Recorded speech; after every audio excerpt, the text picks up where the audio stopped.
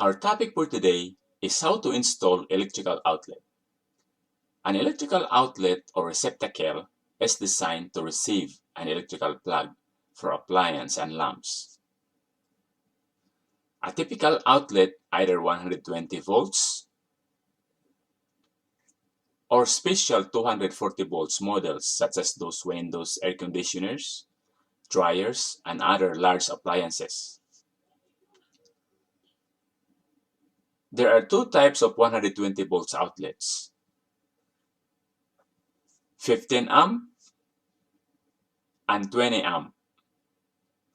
They have similar appearance, but if you look closely, you'll see the 20 amp outlet had a sideway T-shaped slot or nuts designed to accept certain appliances that draw higher amperage.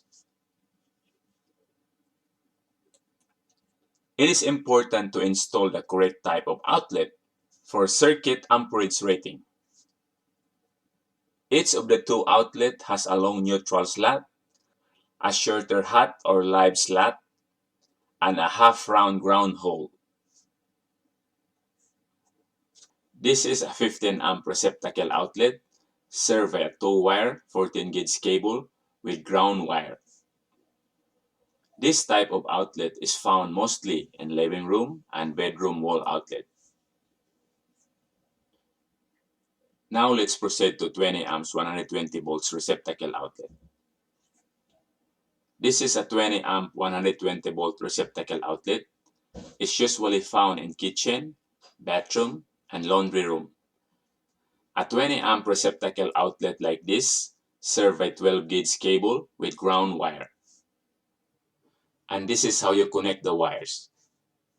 Now let's proceed to 30 amp 240 volts dryer. Our example here is Mitre dryer.